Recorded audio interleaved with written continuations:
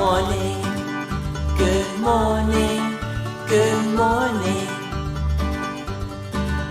Good morning, good morning, good morning.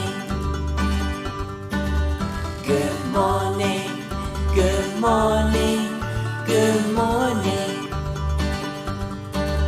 Good morning, good morning, good morning.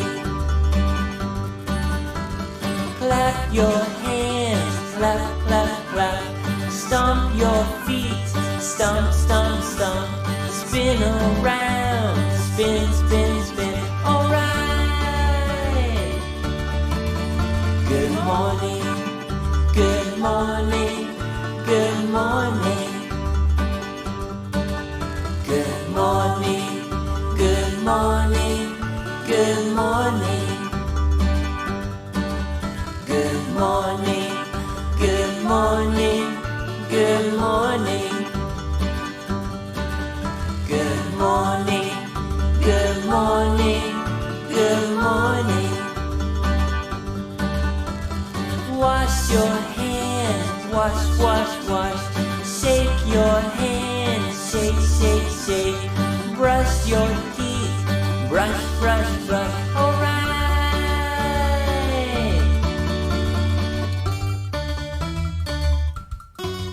Good morning.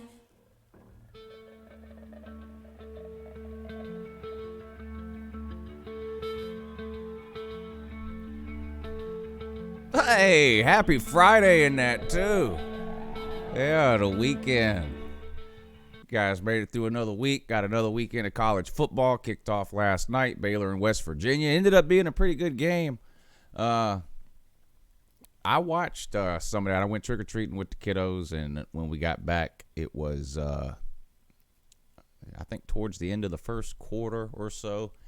I didn't watch the whole game. I tuned in and out, flipping around on some other things with Mrs. Lou, but it ended up being a pretty good game. I was impressed with Baylor's defense. I know West Virginia's not the greatest team around, but it's not that I mean, what did the final score end up being? 17-14 in a Big 12 game? Yeah, I'll take that. We don't get too many of those in the Big 12.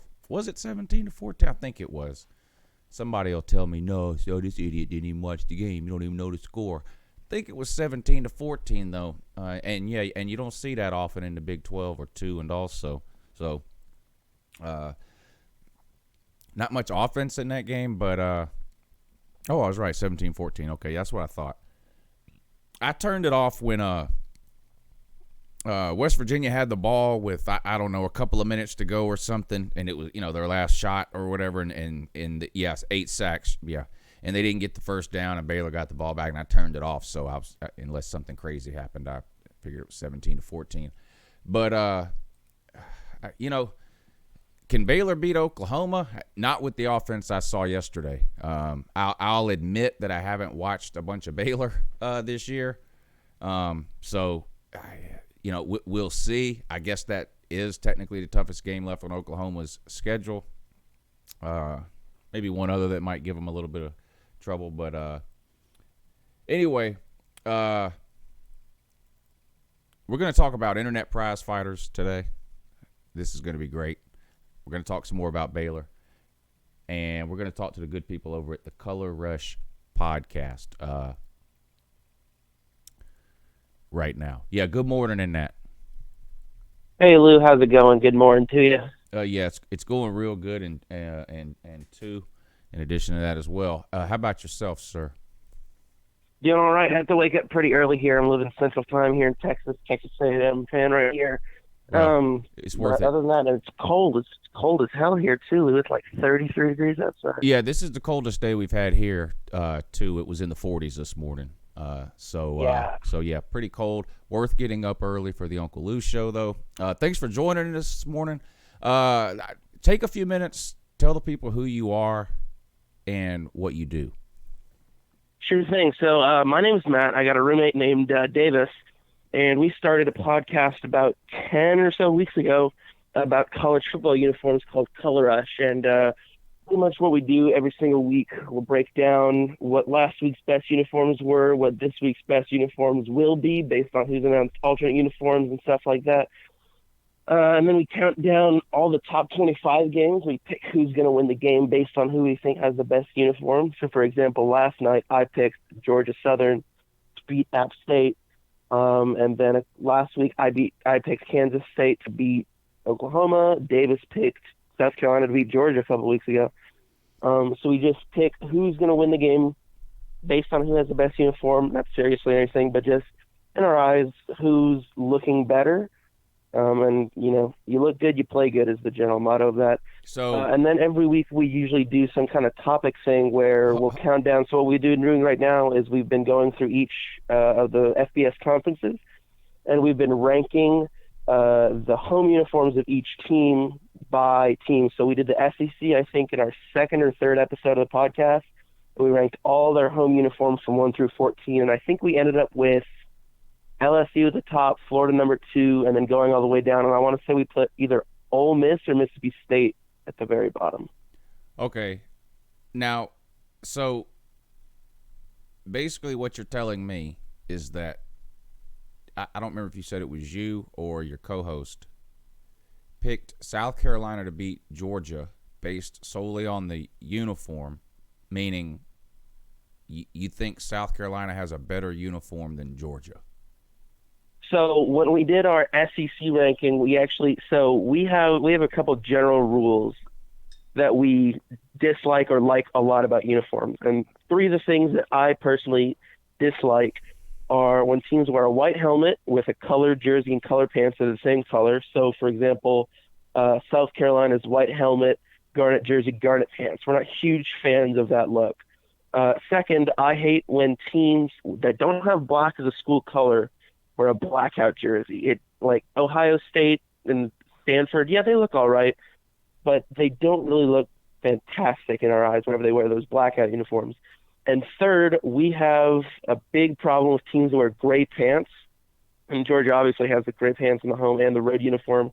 I think we put Georgia either 10th or 11th when we ranked all the SEC uniforms just solely on that fact because just in general we're against the gray pants.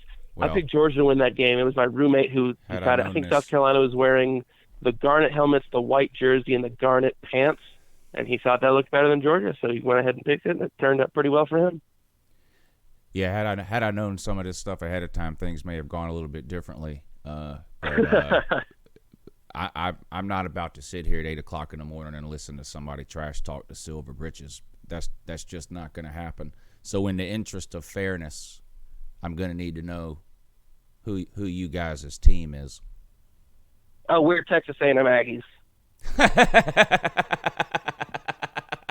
Yeah, it's been a rough little bit for us, Lou.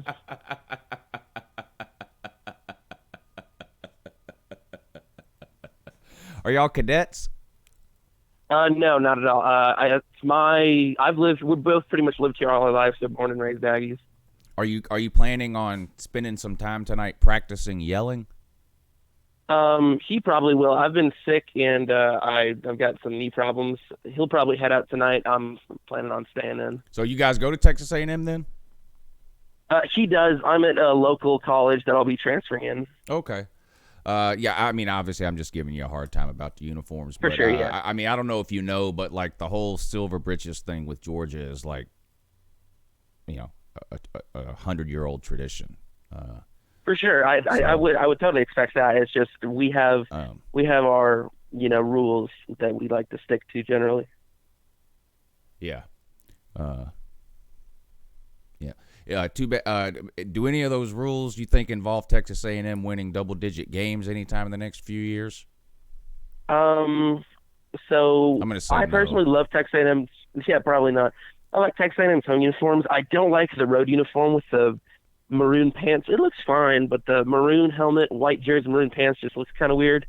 The stripe down the shoulder is like, I think they're one of 2 or 3 teams in FBS that wear the stripe down the side of the shoulder instead of across it like Florida or up and down like Ole Miss or LSU. So it's just kind of a weird look. it's not necessarily bad. It's just really, really out there. Helmets are great and the pants are great, but the more road games A&M plays, the worse it looks for us. Yeah. Let me ask you a couple of uniform questions here. For sure. Now y'all are college age. I don't want to assume anything here, and I'm not trying to put you on the spot, but do you happen to remember or have ever seen a picture of the uniforms that Georgia wore against Boise State in, I think it was 2011 or 13? Mm-hmm. Do you happen to remember? So we those? actually we recorded an episode last night, and since it was Halloween night last night, Davis brought up, we talked about 10 or 12 spooky bad like uniforms. And then at the very end of the show, I brought up, like we talked about, I brought up those Georgia uniforms and those. So for everyone listening, if you've never seen it, I'm sure you've seen it if you're watching the UNCLELOU. It's that red. It's a gray helmet with a fat red stripe down the side that looks like a highway, with the Georgia logo on each side. A solid red jersey, solid red pants with black numbers. Here's the biggest problem, Lou. The helmet. The face mask is red down the middle and black on either side. Like, I don't know whose idea that was. Yeah, I put a picture up of it on the screen for folks to see in case they don't know. Now, it just seems to me like if anybody was going to trash talk Georgia's uniforms, this would be the first thing they would go to, not off-white / gray / silver pants, now, which do you probably remember about half the teams in college football wear those. Silver pants? Yeah, silver, gray, white, whatever. So I have no problem with silver pants if that's in your uniform somewhere else. So, for example, Ohio State, Kansas State have silver in their helmets and elsewhere, so it doesn't really offend me that much there. But so Ole Miss and Mississippi State, more Ole Miss than Mississippi State because Mississippi State does use silver in their arm stripes a little bit. But Ole Miss's gray pants just look terrible, in my opinion. I think there's only maybe 5 or 6 teams who use gray pants as a standard, and almost none of them. I'll say in Georgia they look pretty solid, but just based on those rules and all the other, primarily just how many other SEC great uniforms there are, it just ended up ranked kind of low on there. Right. Are you able to see the show right now? I'm having trouble with my Wi-Fi on my laptop, so okay. Not really. I was going to put a picture up on the screen and ask you ask you something about it, but I'll put it up for everyone else to see because I'm just I'm not going to lie, I'm a little irritated about the silver pants thing. So, like, I have a picture of Georgia's white uniforms up on the screen. Mm-hmm. So, if these pants were white or black, it would be okay because they have white or black other places on the uniform. Like, what if? So it's just because there's no other gray on the uniform? Is that what it is? Yeah, that's kind of it. So like I'll say it again. Georgia's uniform, they look pretty good, but just our general rule about that: silver pants with silver or gray pants with no gray elsewhere in the uniform. We just don't like that look. I think Georgia with the white pants look fantastic, in my opinion. I don't think So do you remember I think it was 2009 when Florida played Georgia, and Georgia wore those black helmets and pants with the white jersey? Yes. The red face masks? Yep. Those were a mess. None of us liked looking at that. It was bad. Okay. So at least it's not that. Let me ask you, and again, I know you can't see, so I'm just putting these images up for the benefit of those who can. Do you remember the Florida Gators Teenage Mutant Ninja Turtle uniforms they wore? I think it was last year. It was, so they wore it against Texas A&M actually in 2017 was the year they wore it. Okay. Opinions on that? So we talked about it last night in our episode that we recorded. The idea behind it was solid, and we loved the concept of the Florida Gators coming out as alligators, and then they just fell flat on their faces. So we had that textured green with that alligator skin texture which I thought was a good start to the uniform, but then they didn't carry it over to the pants or the helmet, so those are just kind of a flat, mossy green color.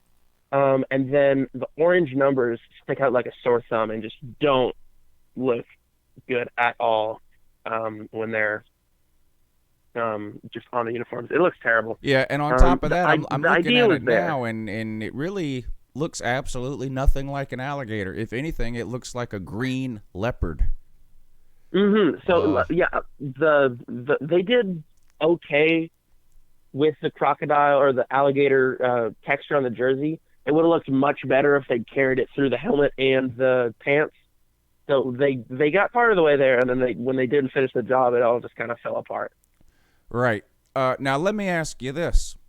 Let's say you said that was in 2017 when they wore these Ninja Turtle uniforms. So what if 2017 Florida Ninja Turtle uniform played 2011 Georgia Power Ranger uniform? Who loses? No, I've never heard it referred to as a Power Ranger uniform. I like that. Let me think about that. So obviously it'd be a color on color, and that's always fun to watch. I wish we were talking last night. So when Georgia plays Florida this year, Florida's got the home designation this year, but a couple of years ago, I think it was 2015, Florida wore the blues and Georgia wore the reds. So that's always a good combo to watch on TV. I would probably take the Bulldogs uniforms in that game just because the Gators are that much of a face flop. My biggest problem with the Georgia uniforms is honestly the helmet. It's that big fat. Okay, we're out of time. We're out of time. Thank you for calling in. All right, thanks so much, no, Lou. I'm just kidding, but I'm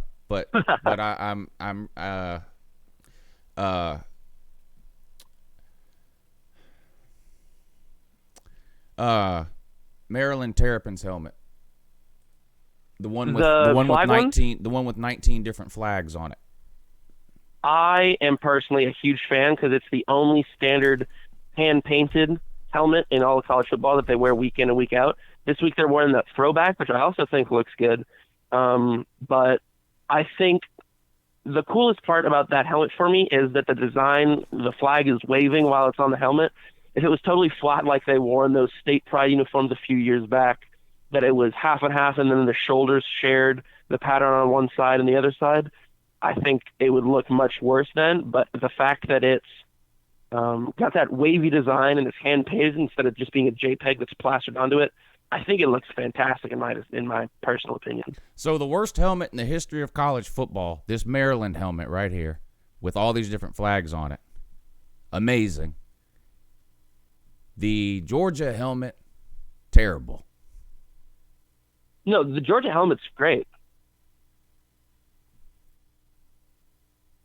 I was talking about the Georgia helmet in those 2011 uniforms with the fat red stripe down the butt. Those are an atrocity. Understandable. The Georgia standard helmet is fantastic.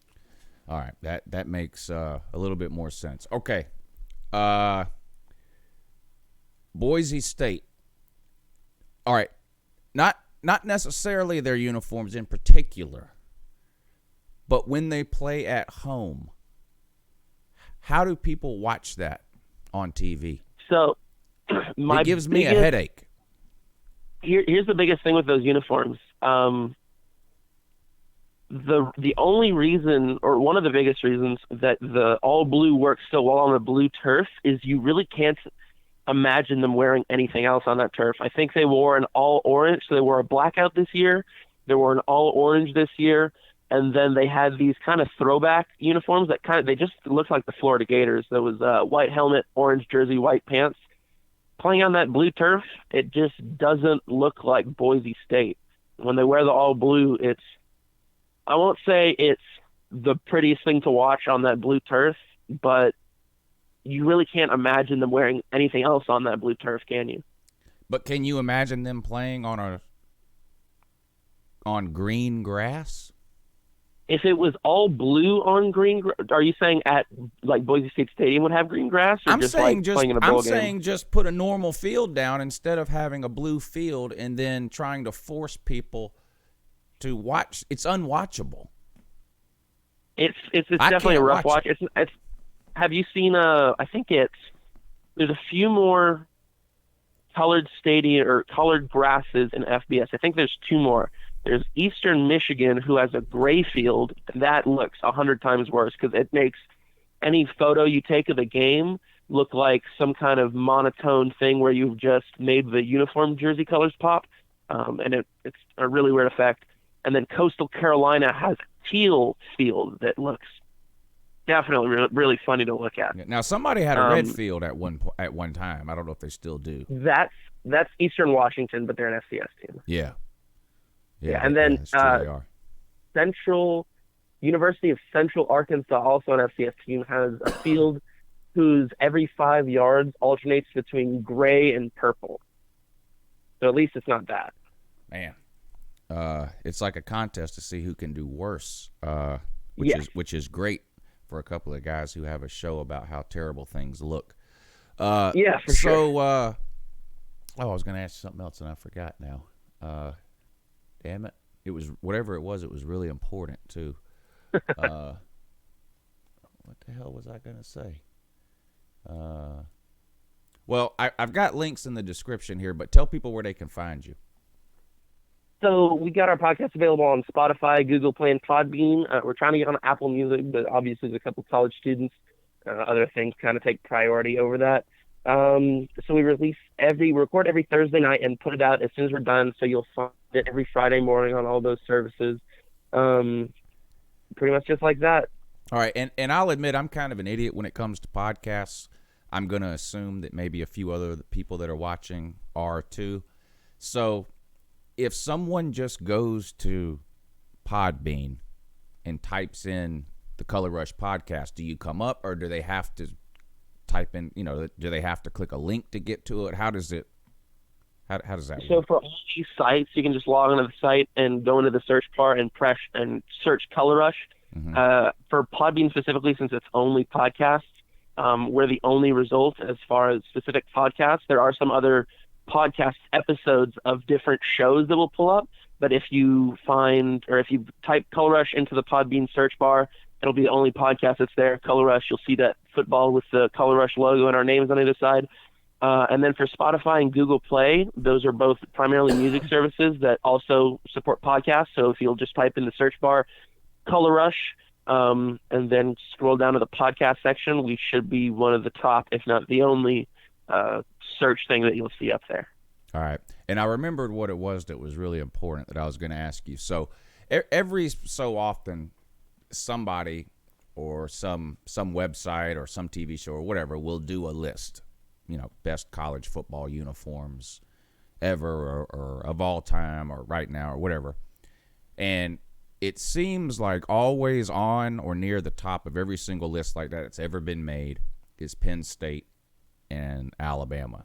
Do you guys tend to agree with that? I'm talking about like classic, like all-time classic college football uniforms, not alternative unis or whatever. Just every out of every team's just typical jersey or uniform. Who are some of the best?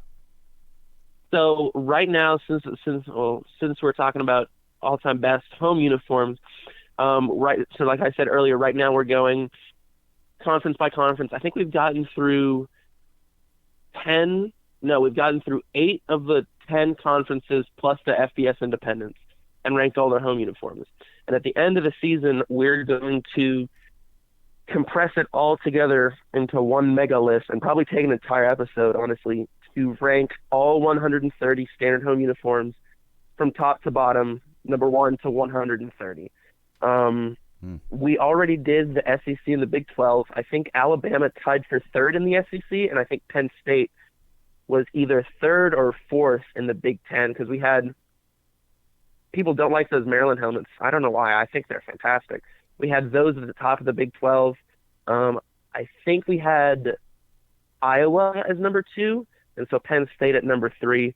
The biggest things with those uniforms, for as far as why everyone thinks they're so good, is just because they haven't changed in so long. And all these other schools who have had different patterns and different designs on their jerseys over the past 150 years of college football, these ones have stuck to something that works, and they haven't tried to change it it seems every school every 10 years does a redesign. So like Syracuse about 10 years ago pulled up with Nike, and they decided to make those jerseys just like Illinois, so that if Syracuse played Illinois, you could hardly be able to tell who played each other. And then this year they redesigned it to where they have that classic triple stripe look on the helmet and the jersey and the pants. Looks super clean. But Penn State and Alabama haven't changed, and they haven't needed to. It's just a classic look that everyone can look at and recognize who the team is immediately. A lot of the other teams, like I said, with Syracuse and Illinois, if you looked at it from the front, you probably wouldn't be able to tell who it was a few years ago. But you'll always be able to look at Penn State and Alabama and tell who's playing football that day. Yeah, I think tradition is such a big part of college football, just in general. You know, I think that's, and you sort of said that, one of the reasons why you see teams like Penn State and Alabama near the top of most of these best uniform lists that you see put out, just because you can look at a picture from an Alabama football game 50 years ago or today, the uniform's the same. Same with Penn State. Very little changes, if any at all. But anyway, I'll admit, when I first found your podcast, I tuned in and I was like, there's no way these people really talk about uniforms for an hour once a week, you know, all the time. And I started listening, and it's like, I don't know. It's one of those things where people just need to go check it out. It's not really what you think it is, at least to me anyway. It's a good show. These guys put on a good show. It's entertaining. You know, it's one of those things where you like 30 minutes later, you're sitting there going, I can't believe I just listened to these people talk about uniforms for 30 minutes. But and that's a compliment to, you know what I mean? That I'm saying that in a good way. It's you guys do a good job over there, and I'll be looking forward to the next edition. I'm going to play some of you guys' most recent show here when I take Uncle Lou's mid-morning pee break here in a few minutes, and let the people hear it a little bit. I really appreciate you coming on this morning. Stay in touch. I'd love to have you on again. Maybe we'll wait on some team to trot out some horrendous uniform, and we'll have you back on to dissect it for us. All right. Thanks so much for having me on this morning, Lou. I really appreciate it. All right, buddy. Take it easy. You guys got to check it out. I don't know if you guys, most of you, you probably don't remember. Was it last off season? It was either it might have been the off season before last, actually. I think it was, because I think I was sitting over there at the time, and everything's rearranged in here. But when I would do the live shows at night, I would play like a little bit of a YouTube video, and I was like, you guys have to check this out. With the idea being, if you were just scrolling through YouTube and you happened to see this title or this video or whatever, you might not click on it. But if you did, it's like you can't stop watching. That's how this Color Rush podcast is. It might not sound like you just have to listen to it to sort of understand what I'm saying. It doesn't seem like you could listen to a couple of people talk about uniforms for an hour. Click one of the links in the description sometime this afternoon when you got some time to kill or whatever. They really do a good job. It's a good show. I was entertained, and I think you guys will be too. It's 8:36. Let me go take my mid-morning pee break, and I'm going to play some of this for you guys, and I'll be back in I'll be back in 2 or 3 minutes. And when I come back, I want to talk about internet prize fighters. Comment section warriors. I've got some thoughts on that. And if you've been paying attention to the Uncle Lou comment section over the last couple of days, you might have some thoughts on it too, or maybe even also. I don't know. But anyway, listen to this, and Uncle Lou will be back in about 3 minutes.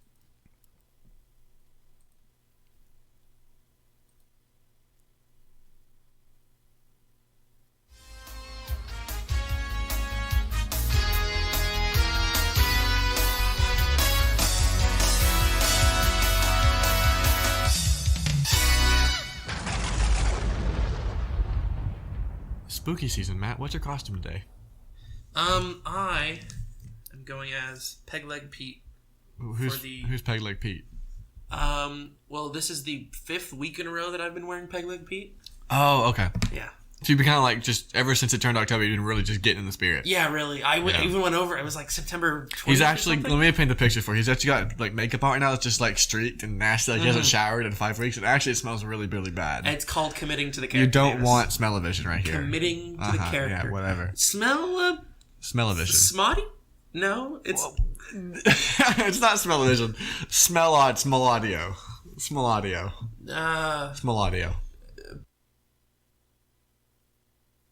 Font is old. There's nothing on the jersey. That's not necessarily a bad thing, but it does make it look very dated. I love the helmet. You could definitely update these for more modern times. You could put the school name and the conference and yada yada. I would much prefer these over their current blue. Yes, they need. God, it's bad. This is so much better. Arizona. Wear these normally. Phenomenal. Kansas. Don't wear gray, Kansas. Please don't wear gray. Gray at home. And Kansas State will be wearing white. Now, a couple cool things about this uniform. So we got a gray blue look. This is by the student athlete something. Great bit of research I did. Yeah, really. So this is essentially a student-designed uniform. I don't know why you pick gray. But it's a gray uniform. The standard number font for Kansas. Gray, white numbers outlined in red and blue. Kansas is written in red with a blue outline. One shoulder pad, the left one is blue, while the right one is red. Oh my god, I should put these on my list for scariest uniforms. Now, the thing I do like about this helmet is, or the uniform, is the helmet features the Kansas logo from 1941 through 45. Yeah, it's a cool logo. It is a cool logo. Big old giant Jayhawk. On both sides, no numbers on the other with side. a big old nice KU in the middle of that. Gray face masks. Solid These are not my favorite. Yeah, they're not great, and it's going to look really awkward in that game against K-State. These are my favorites. The state of Maryland is notorious for being self-masturbatory when it comes to the state flag. The state of Colorado is second place. No, the state of Colorado is second place in football, but like among the people in the state, Colorado is absolutely first place. Yes. So Colorado State's wearing a homage to their flag. On their helmet, they have the C and the red C with the yellow center on there. And they have that on the shoulders too. It's on their gloves. The colors are echoed throughout. And then it's a double blue stripe on the helmet, shoulders, and the pants. Blue face mask, blue numbers with a red outline. I love these so much. These are almost... These are right next to the SMU ones. Yeah. I'm going to say it. Just because like it's the exact same idea. Yeah, exactly. But with specific city and state modifications, man. Yes, it's very good. I love these a lot. Colorado State, you did a great job. Beautiful. Georgia Southern, we just watched this game. Yeah. I, by the way, called Georgia Southern to pull off the upset at App State. Yeah, and they almost didn't. They almost didn't, but they did. Yeah, but they almost didn't. With the Eagle Wing helmets. It's a 3-point game. Eagle Wing helmets are fantastic. These are great. I love them. I love these uniforms. Watching on TV, these were the iciest whites I've ever seen because there's almost no blue on them. There's only blue on the numbers and blue on the helmet. Wings, yeah, and it got a silver wing outline. But I mean, like, there's almost no blue. This is super clean. Super clean. And Davis did call App State, by the way. Compared to Georgia App State was super clean too. They were wearing a black helmet with a silver logo, a silver face mask, and their normal black. It looked great. Great game. What's... We have an alternate. Yeah! Davis is excited for Texas A&M's alternate Aggie ring cleats. Okay, these... Let me break out I'm ready. I love these. You want to talk about them? I love these. Okay, so for those of you who don't go to Texas A&M or haven't heard of Texas A&M or not aware of A&M's like huge on traditions. So the Aggie ring is one of our biggest traditions. You get your Aggie ring and you never take it off. You never wear it always. If you see someone with an Aggie ring across the room, you're going to go shake their hand and introduce yourself because you're an Aggie and you're part of this network. And these are amazing. There's a bunch of designs on the ring. They have different patterns and different meanings. College football uniforms. Proof that when it comes to college football, you literally can argue about anything and everything. And it's not that hard to do. I found myself legitimately getting pissed off when the guy started talking about Georgia's uniforms. I honestly found myself getting seriously mad. Not mad enough to want to pretend like I was going to come to his house and fight him, though. Not that mad. we're going to talk about that. Let me run through these super chats that have came in, and then we will get right back to talking about that. Dang it, man. Thank you for the super chat, sir. Gator fan here. Screw those kids. UGA red gray with black shoes. It doesn't get more classic. I kind of think Georgia's one of those classic uniforms too. I don't know. They didn't seem to agree. I'm going to try not to hold that against them, but I'm not going to make any promises, though. Waikiki, thank you for the super chat, sir. He says that was a tough ending. I think he's talking about the Baylor game. Thank you for the super chat. And then he says, Jarrett, I can't pronounce this last name, something, will come in and start at QB the last four games, I think he's talking about. Instead of Austin Kendall, I guess. He's a West Virginia fan, so he's talking about West Virginia Baylor. Yeah, I don't think Austin Kendall's been quite as good this year as what some people had hoped. Glitter Gator, thank you for the super chat, sir. Gray pants better than whatever Texas A&M wears.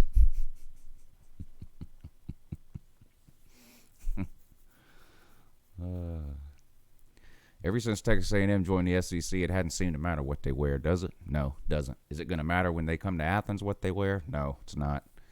Georgia's going to run them out of the building without a problem. Thank all you guys for the super chats. I really appreciate that. Seem like, it's not even that you seem. You actually are good people. So thank you. And two. Thank you and two. There we go. That's better. Listen.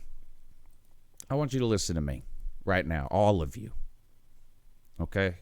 Not that all of you do this or have ever done this. But just in case the thought ever crosses your mind. I'm going to address this to you. And if you think this applies to you, then it probably does. Okay? You are not a prize fighter. Okay? There are no weigh-ins. Okay? There is no contract to sign.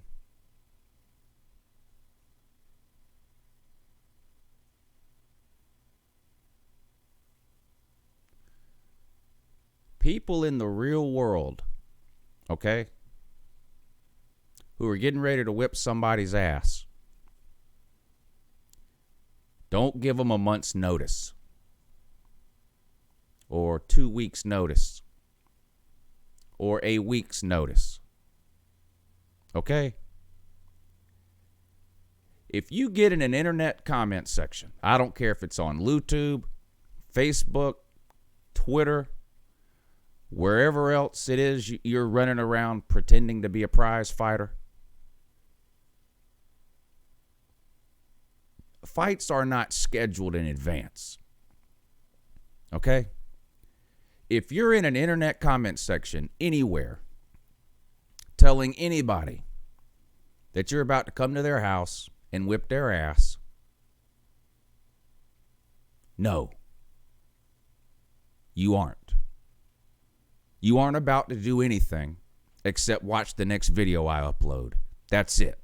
That's all you're going to do. That's the extent of it. Then you're going to run straight to the comments section, open your mouth like this, drool onto your phone, and bang on its keyboard. That is all you're going to do. That's it. You're not doing anything else, okay? Nothing. You are not a prize fighter. Okay? People do not schedule their fights out weeks in advance. That's just not how the real world works. So the fact that you think it is tells everyone reading your comments exactly what they need to know, which is you ain't doing shit. And you've never done shit. Or you would know that these things are not scheduled. Okay, like I said, you're not a prize fighter. There's no weigh-in next Friday, okay? You're not coming here. Okay, you probably can't even leave your county without getting permission. You're not coming here. You're just not. Everyone knows that you're not.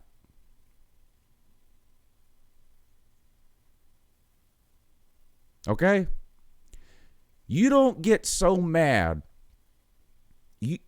I don't think I've ever gotten so mad that I was ready to fight somebody 2 weeks from now, or a month from now, or whenever it is you're pretending to come here.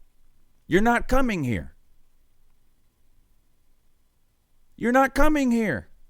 You're not going anywhere.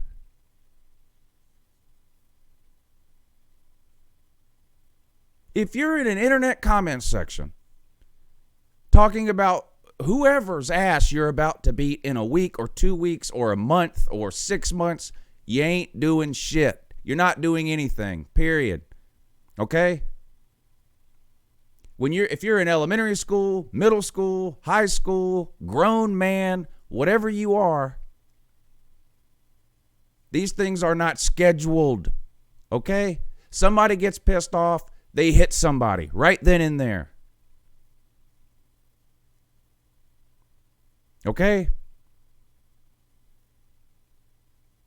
You're not scheduling it out, okay?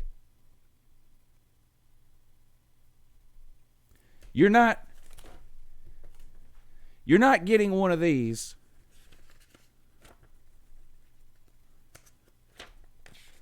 There, we just got to November, didn't we? Yeah, we did. You're not getting one of these. Okay? Are you really at home with one of these in your lap watching an Uncle Lou video, and the minute you see something that pisses you off, you pull out your day planner? Oh, hold on. No, I know for a fact. I know for a fact he didn't just say Jake Fromm's got a noodle arm. I know he didn't. He said Jake Fromm's got a noodle arm. Hold on. November 8th. Oh, no. I got a dentist appointment on November 8th. Hold on. November 15th. No, November 15th. No, I got a meeting with my parole officer on November 15th. No. Might have to put it off to December, Lou. Hold on, Lou. Yeah, December 5th. Thursday, December 5th, Lou. I'm coming to Augusta, and I'm whipping your ass, Lou. No, you're not. You're not coming here. You don't have the balls. You don't have the balls to come here.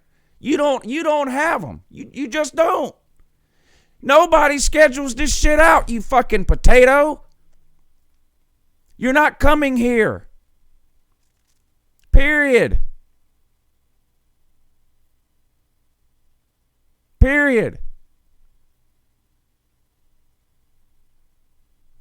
Oh, wait till I see this guy at a game. Why? So you can get in line to have your picture taken? You're not going to do anything. Why do you do this to yourself, sir? Why? This guy made me so mad, I'm fighting him 6 weeks from now. No, you're not. No. You're not. You're fighting whatever dignity and self-esteem you had left, and you lost. It's gone. I mean, you don't have any. I'm so mad, I'm fighting this guy next month. That's it. You got 30 more days to run that mouth, Lou.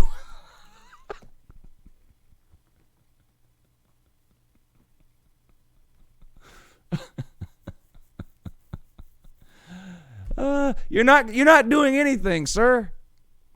You're not doing anything. Like I said, all you're doing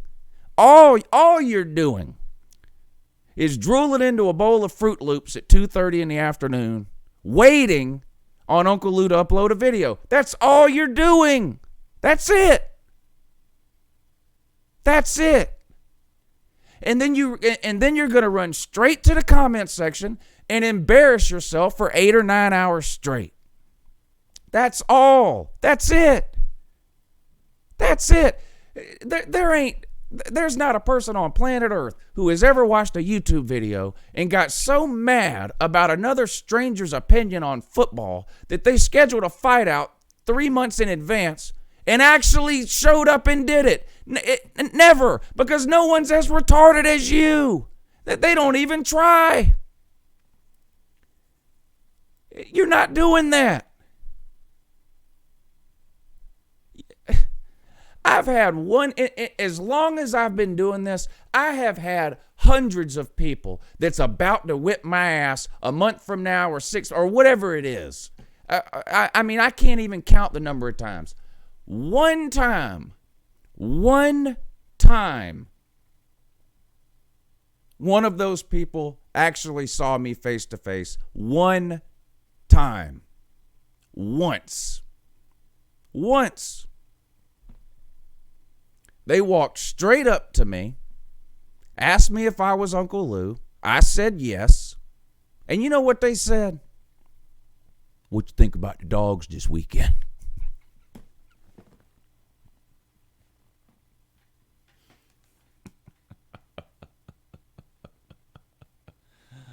And even that guy didn't travel.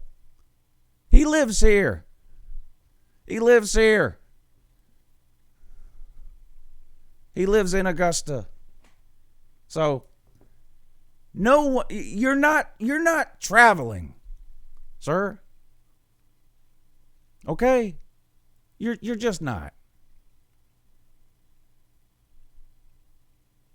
No, if I ever see this guy in South Georgia, if you ever see me in South Georgia, what? First of all, what the hell am I going to South Georgia for? Huh? What's down there? Vidalia onions? I can buy those from Publix here. I bet you won't come to South Georgia and say that about Jack Fromm. Shit. Say what? That he's a game manager? Oh, this guy don't went too far. This guy said Jack Fromm a game manager. He don't went too far.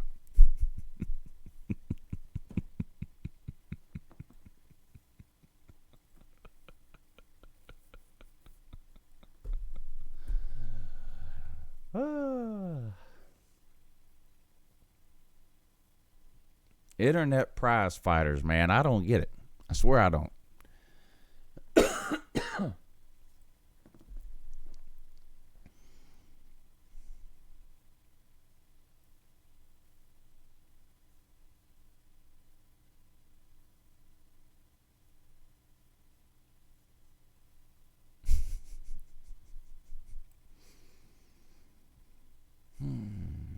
What's going on in the world of college football today? Looks like Michigan State's on the Clemson plan. Had a player ruled ineligible for PED use. Bama trying to schedule meaningful road games. Look at this. Bama schedules a home and home with Florida State in 25 and 26. I know they just played Florida State a couple of years ago, but that was a neutral site game. This is a home and home, 2025 and 2026. Both schools will have different coaches by then, won't they? Yeah. One will retire as the greatest college football coach in history, and one will be fired because he doesn't know what the hell he's doing. And I'm pretty sure you guys could figure out who's who there. Here's something. What do y'all think about fans rushing the field after a game in general? Good idea, bad idea? Should it be against the rules? And if it is against the rules, whose rules, who should be in charge of that? The reason I bring this up is because you had a couple of different fan bases rush the field over the last couple of weeks, Kansas State and TCU. Both schools were fined by the conference for the students rushing the field. I just think that's ridiculous. I just think that's ridiculous. The schools were fined. So I don't know. It just doesn't make any sense to me. I mean, listen, this always happens at a home game. I mean, an opposing fan base ain't rushing the field. So if the Kansas State fans get a big win over Oklahoma and the Kansas State fans rush the field and tear something up, whether it be the goalposts or the grass or whatever, the school's already got to pay to fix all that, have it replaced, whatever. Why do they have to give the Big 12 money for that? I don't know. I just disagree with that. I know they pretend it's a safety issue. They don't care about fan safety. I don't know. I don't really care one way or the other about rushing the field, but I just don't understand why the conference that it happens in feels like they deserve to make money off of it by fining the school that didn't do anything wrong. Seems to me, if you really wanted to get serious about rushing the field, you just start arresting people. I mean, I know there's only so many cops at these games, and you can only arrest so many people. But how many people are going to be willing to take that chance that they'll be one of those people? So if you really want to rush the field, just start arresting them every time their foot crosses the line or whatever. Just start arresting 18-year-old college kids for rushing the field if you're really serious about it. But no, but then the conference can't make any money off that though. Now the city or whoever might make money through fines, but the conference wouldn't be able to make any money, so that's no good. So I don't know. If a school has a rule against it or whatever, then fine, let the school handle it internally with if it's a student or whatever. But I just don't understand why the conference feels like they have to make money off fining a fan base for storming their own field. I don't know. It just doesn't make any sense to me. But the Big 12 felt like they needed to do it, so they fined Kansas State and TCU. Whatever. Ohio State signed Marvin Harrison's kid to a scholarship. Hopefully he'll work out better than Snoop Dogg's kid. What did he end up going to, Southern Cal or UCLA or something? But then he quit football not even a year in. He was good in high school, but he was one of these kids. Snoop sent him to, what was that school in Las Vegas? Bishop Gorman, was that the one he went to? Football factory.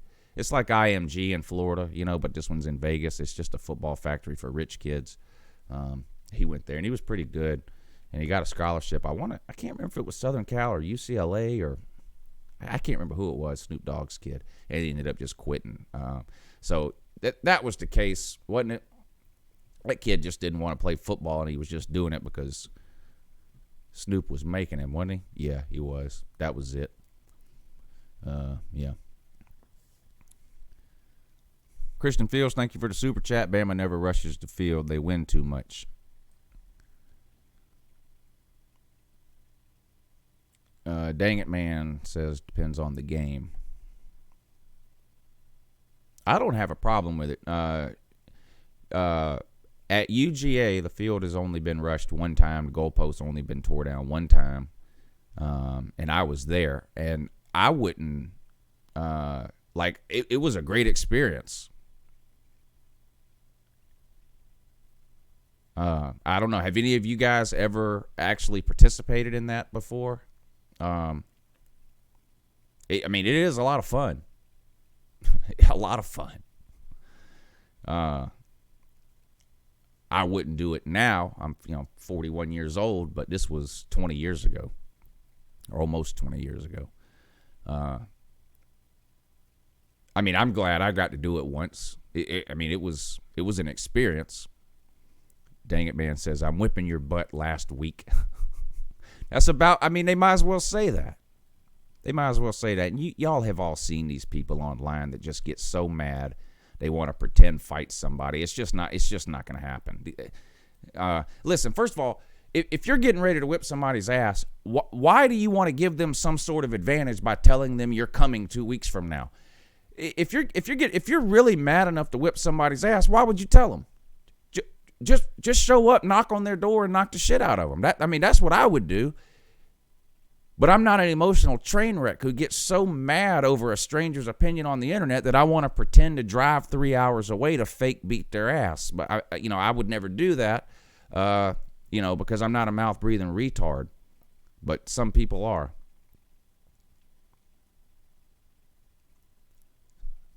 Celine Driver, thank you for the super chat, sir. Preparing Celine for a car show Sunday. Good luck, sir. My dad entered his GT 500 in a car show 2 weekends ago and won. What was the? They have a bunch of, they have weird different categories of awards. I think he won best in class. I think that's what he won, best in class. He has a 2012 GT 500.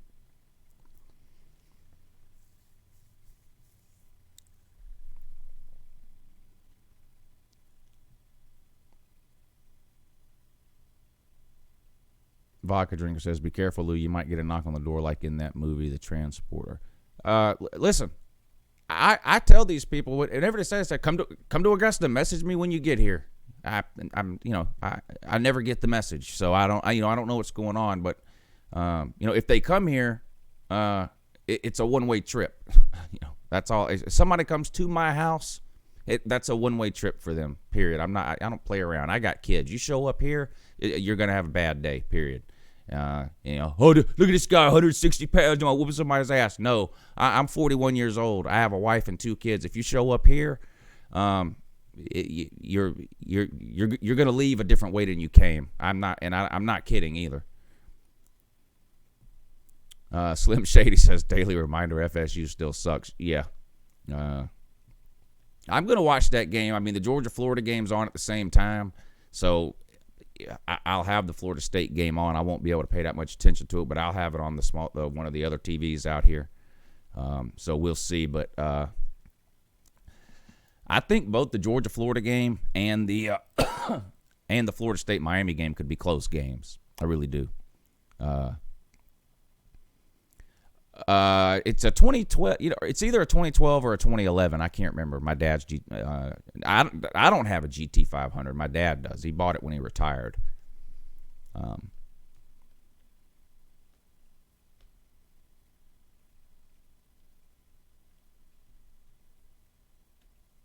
I just have a GT. The new GT 500s came out this week, the 2020s. The base price is about $75K on the new ones, and it costs you over $100 to leave the lot with one. It's just ridiculous. Do I think UAB will knock off the Vols? I think they have a chance. I think a lot of people are not giving them a chance because Tennessee finally put together a good game last week. I think Tennessee should beat them. But I said this on video the other day. The thing about teams like Tennessee is, they can go out and beat South Carolina by 30 points or whatever, but I don't think Tennessee can consistently play at that level week in and week out. Now, I don't think they need to play at that level to beat UAB, but if they play like they played against Georgia State or Georgia or Florida or any other team they've played, then it's possible they could lose that game. That's the sort of team Tennessee is. I don't think they're good enough to consistently play at their best like that. It's hard for any team to do that. Christian Fields, thank you for the super chat. Second daily reminder, Auburn fan base is a disease. Some of those Auburn fans sure did get mad about that. It's funny, right? Listen, there's hardly a college football team on planet Earth that I'm not in a Facebook group just for that team's fans. And I don't comment or anything in there because then they'll figure out who I am and kick me out. But I do it to gauge how other fans are really feeling, right? Because in the comment section here, everybody is whipping everybody's ass next week, right? It doesn't matter. You're an Auburn fan, you're beating Georgia and Alabama, and you're not worried, and you don't care about Joey Gatewood, and you're glad he's gone. That's just how it goes here. But then you go to these Auburn-only groups on Facebook or wherever else. That's where you find out what people really think. And they're ready to fire Gus Malzahn yesterday now over this Joey Gatewood thing that they can't believe as bad as Bo Nix was playing in that was it LSU, I guess? Yeah. In the LSU game, they didn't even give Joey Gatewood a chance and all this, and Gus doesn't know what he's doing, and they're all on that again. So that's how you know what they're really feeling. You can't judge what a fan base is really feeling based on the comments you read on this channel because this is a trash talk channel. So everyone's always winning every week. I do the same thing, right? I say this all the time. Georgia could be playing the 1985 Chicago Bears this weekend. I'm still going to make a hype and hate video on Friday explaining to the Chicago Bears fans how Georgia's about to roll up to Chicago and whip their ass. I mean, that's just what we do here. But you go to these Auburn group, whatever teams groups, that's where you find out what the fans are really feeling. I can tell you something else, too. The Gump is worried about the corn dog. I can tell you that with 100% certainty, too. The Gump is worried about their defense. The Gump is worried about Tua's ankle. And the Gump is worried about losing to the corn dog. But the Gump assumes that they can lose to the corn dog and still get into the college football playoffs. So they're not worried overall, but they are worried about the LSU game. I can tell you that with 100% certainty.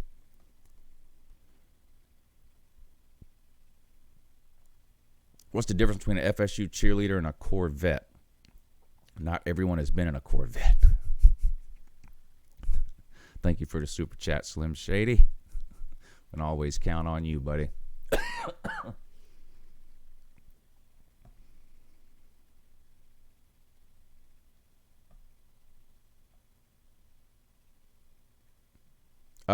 Josh, that's a good. That's a good analogy. Josh Haddon makes. He says, look at South Carolina. They beat Georgia. They played Florida pretty well for 3.5 quarters. Then they show up in Tennessee and get absolutely demolished.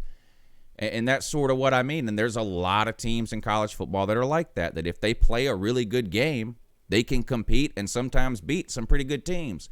But they're not good enough overall. They don't have the depth or the coaching overall to play like that week in and week out. So that's a good example of what I'm talking about with Tennessee, the South Carolina example. You look at South Carolina's last 3 games, it's been a roller coaster, and sort of same thing for Tennessee. And you see a lot of teams, pretty much all the middle teams in college football are like that. I mean, you got a few teams every year that are just absolutely terrible and win 2-3 games, something like that. And then you got the top however many teams you want to put in there that you can pretty much bank are going to win 9+ games almost every single year. And then all those teams in the middle that win from maybe 5 games to 7 or 8 games, they can compete with some pretty good teams on any given week, but then the following week they lose to a team that they're supposed to beat by 3 touchdowns or something. I mean, we see that all the time in college football, and there's a lot of teams that fit into that middle category.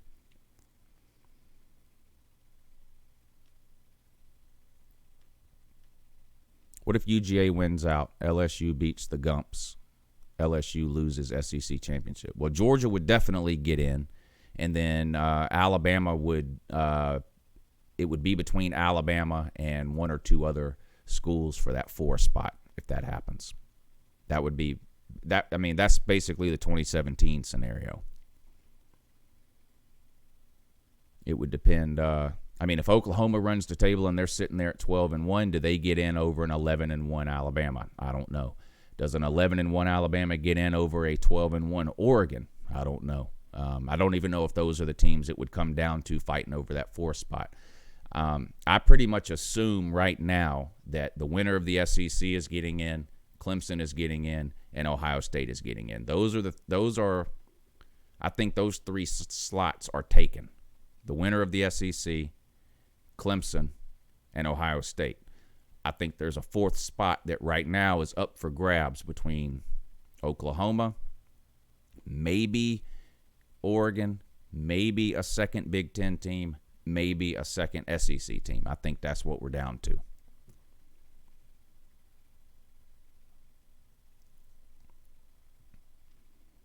But, okay, it's 9:11. I'm going to end the show here in just a few minutes. I got to work on today's, the hype and hate video is coming out today for the Georgia-Florida game. I haven't even started on it yet, and it generally takes me a while to make those videos, so I'm not sure when it might be up. Tim Mathis, thank you for the super chat, sir. I'm so mad I'm getting eggs to crack over my head.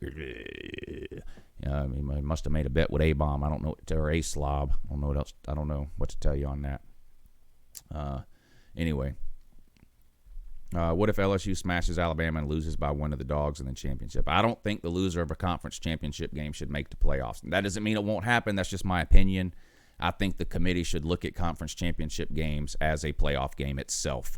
If you lose a conference championship game, I don't think you should get in, which is why, another reason why I don't think Notre Dame should ever get in unless they're 12-0. That's it. I don't think an 11-1 Notre Dame team should ever get in because they're basically getting a bye in what I consider to be the first round of the playoffs, which is conference championship games. So that's just sort of how I feel about it. I don't know if the committee would feel the same way there. And obviously, any question about if this happens, would this team get in? Any answer you give, obviously, is based on what has happened with all the other top 6, 7, or 8 teams. Like, it makes a difference if the Big 12 champion has 1 loss versus 3 losses. It makes a difference if Oregon loses another game but still wins the Pac-12, that kind of thing. But assuming everything holds the way it's going right now, I don't think LSU would get in that scenario. I think Alabama would get in instead. And you can say that's not fair, well, but it's not fair. But Alabama lost to Auburn, and then literally 7 days later, Alabama was in the playoffs and Auburn wasn't. So, Auburn beat Alabama the last Saturday of November in 2017. Auburn beat them. 7 days later, Auburn lost to Georgia. The very next day, when the playoff thing came out, Alabama was in, Auburn wasn't. So you can sort of see how that works there. Now, Auburn had 2 losses, whereas in this scenario, LSU would only have 1. So it's a little bit different, but I just don't think a loser of a conference championship game would get in, especially if you had a bunch of other 1-loss conference champions, whether it be Oregon or Oklahoma in this year's scenario.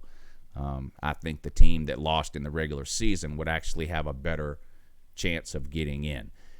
I'm not saying I think that's right or wrong, but the committee has showed us that. The committee has never put a team in who lost a conference championship game. They have put teams in who didn't even play in the conference championship game. Notre Dame, Alabama. So, anyway. Yeah.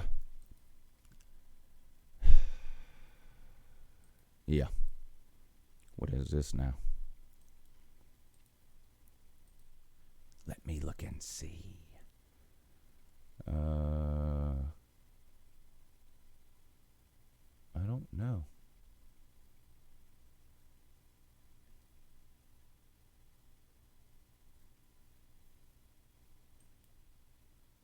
That? I don't know. Anyway. All right, I'm going to go. Don't forget to type in the comment section what time 3 weeks from now you're showing up here to pretend whip my ass. Thank you. And 2. In addition to all that as well. So. Working on it. We're also on Podbean if you're so happy. Playing with that. If you don't have the other 2 accounts. You do you, pal. So tomorrow morning I'll be on there. Hey, really quick for Uncle Lou. Let's talk about those Georgia uniforms against Boise State. You know what I'm talking about? Oh, yes, you did request those. Yes. So Georgia, Boise State. Oh boy. So you remember when we were talking about? I think it was. No, we were talking earlier about.